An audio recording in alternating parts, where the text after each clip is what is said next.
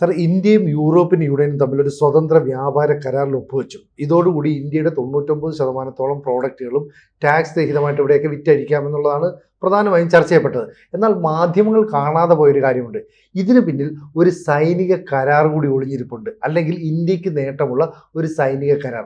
എന്താണ് അതേക്കുറിച്ച് ആരും ചർച്ച ചെയ്യുന്നത്? അതായത് ഇനി യൂറോപ്പിന്റെ ഒരു ആയുധ നിർമ്മാണ ഹബ്ബായിട്ട് ഡിഫൻസ് പ്രൊഡക്ഷൻ ഇന്ത്യ മാറും എന്നുള്ളതാണ് നമ്മൾ മനസ്സിലാക്കുന്നത്.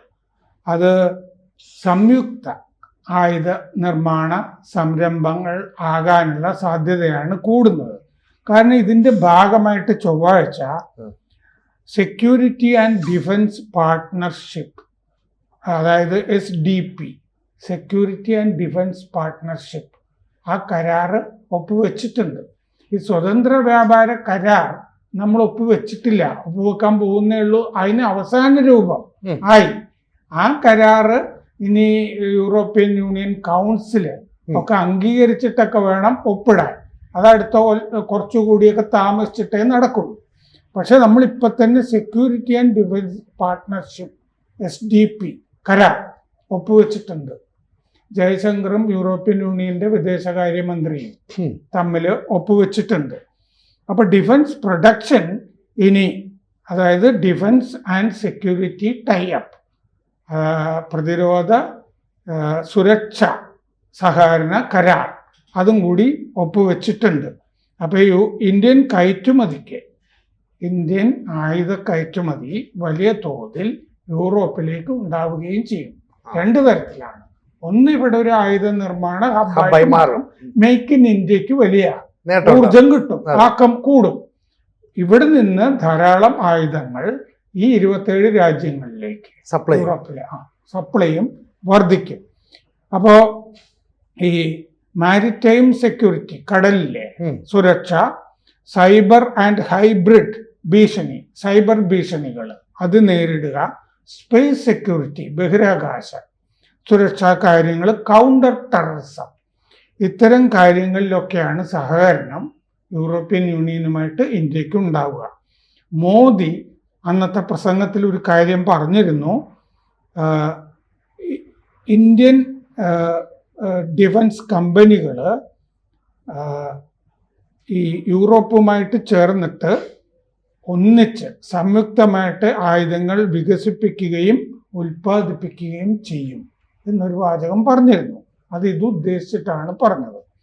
അപ്പോൾ ഇന്ത്യയിൽ മാനുഫാക്ചറിങ് ഹബ്ബുകൾ ധാരാളം പല സംസ്ഥാനങ്ങളിലും ഉണ്ടാവും, ആയുധ നിർമ്മാണ ഹബ്ബുകൾ. എന്തുകൊണ്ടാന്ന് വെച്ചാൽ റഷ്യയുടെ ആക്രമണ ഭീഷണി യൂറോപ്പിനുണ്ട്. ഈ യുക്രൈൻ കാരണം, യുക്രൈൻ്റെ കൂടെയാണല്ലോ യൂറോപ്യൻ രാജ്യങ്ങൾ. അപ്പോൾ പൊതുവെ ഇനിയുള്ള കാലത്ത് യൂറോപ്പിൽ ആയുധ നിർമ്മാണ ഫാക്ടറികൾ ഉണ്ടായിരിക്കുന്നത് സുരക്ഷിതമല്ല എന്ന് യൂറോപ്പ് കരുതുന്നു. പക്ഷെ റഷ്യയുമായിട്ട് സൗഹൃദമുള്ള രാജ്യമാണല്ലോ ഇന്ത്യ. അപ്പൊ ഇന്ത്യയിൽ യൂറോപ്പിന്റെ ആയുധ നിർമ്മാണ ഫാക്ടറികൾ ഉണ്ടാവുക, അതാണ് യൂറോപ്പ് കരുതുന്നത്. അതുകൊണ്ട് ഇന്ത്യ ഒരു ആയുധ നിർമ്മാണ ഹബ്ബായിട്ട് മാറും.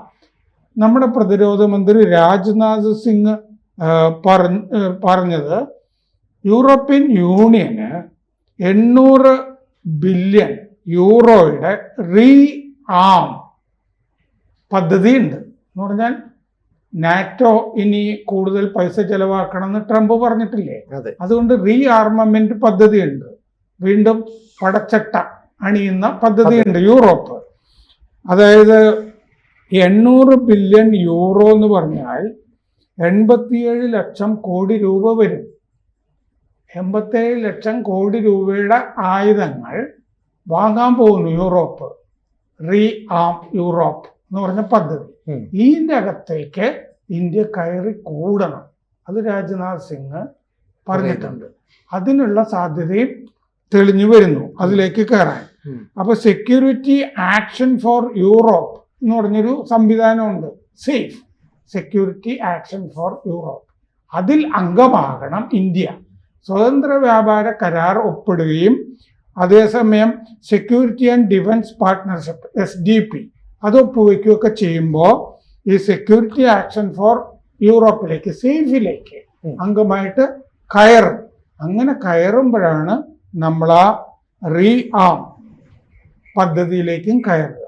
ആ 87 ലക്ഷം കോടി രൂപയുടെ ആയുധങ്ങൾ യൂറോപ്പ് വാങ്ങണം എന്ന് തീരുമാനിക്കുന്നത് ഇന്ത്യ ഈ സേഫിൽ അംഗമാകുമ്പോഴാണ്.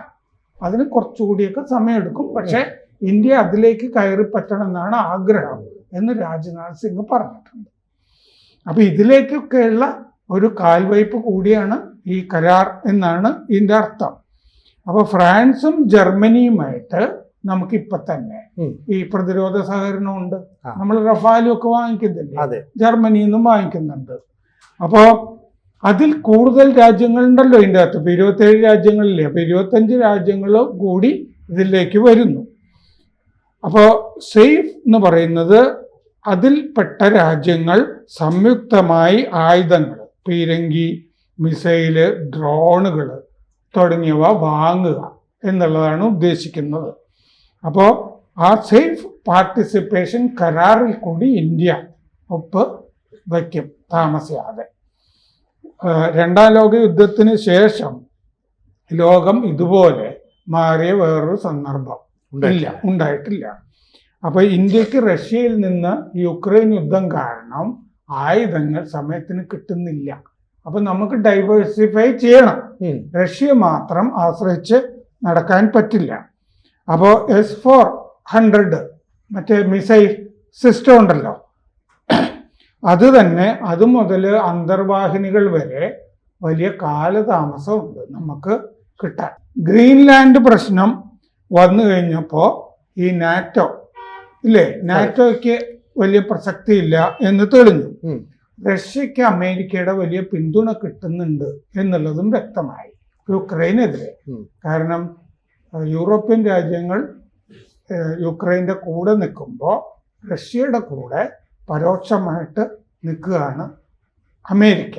അത് യൂറോപ്പിന് ബോധ്യപ്പെട്ടിട്ടുണ്ട്.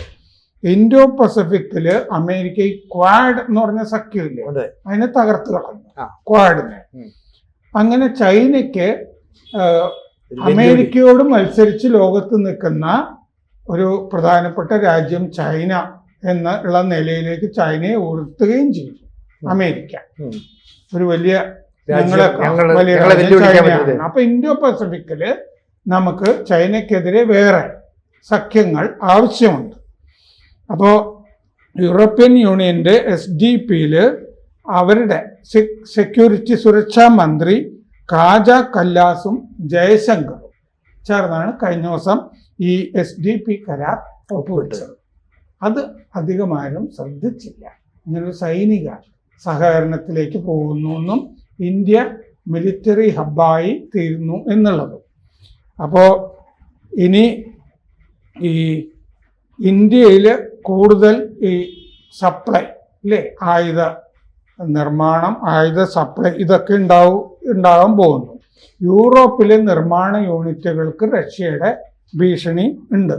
അപ്പൊ നമുക്കിപ്പോ സഹകരണം ഉള്ളത് ദസോൾട്ട്, എയർബസ് ഈ കമ്പനികളുമായിട്ടുണ്ട്. ദസോൾട്ട്, റഫാല്, സബ്മറൈൻ, TKMS എന്ന് പറഞ്ഞ സബ്മറൈൻ കമ്പനി, നേവൽ ഗ്രൂപ്പ് ഇതൊക്കെ ആയിട്ട് കരാറുണ്ട് ഫ്രാൻസിൽ.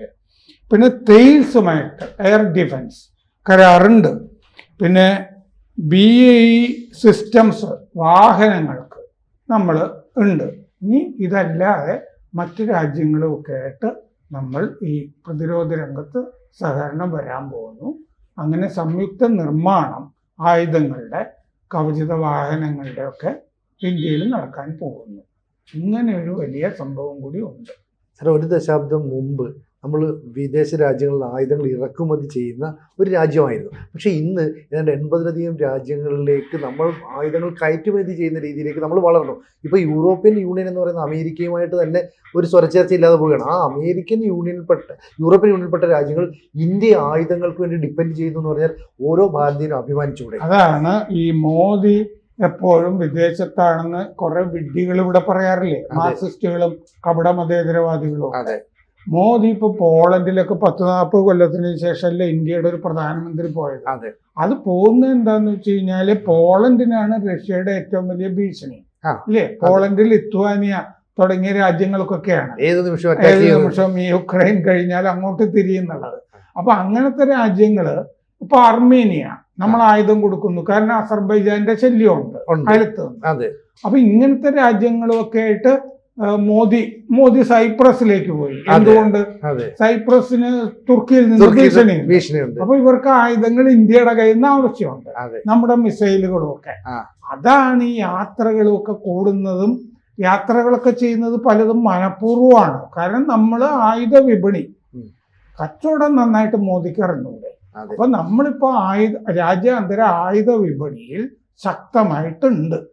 അങ്ങനെ മാത്രമേ നമുക്ക് വൻശക്തിയാകാൻ കഴിയുള്ളൂ എന്ന് നമുക്കറിയാം. അതുകൊണ്ടാണ് ഈ നയതന്ത്ര ബന്ധം ബലപ്പെടുത്താൻ വേണ്ടി ഈ യാത്രകൾ നടത്തുന്നത്, ധാരാളം യാത്രകൾ നടത്തുന്നത്. നമ്മുടെ വിദേശകാര്യമന്ത്രി എത്രയോ യൂറോപ്യൻ രാജ്യങ്ങളിലേക്ക്. ഇനി ഇത് കൂടുകയേ ഉള്ളൂ. കൂടുതൽ വാർത്തകളും വിശേഷങ്ങളും നിങ്ങളിലേക്ക് എത്താൻ ABC മലയാളം സബ്സ്ക്രൈബ് ചെയ്യുക, ബെൽ ബട്ടണും അമർത്തുക.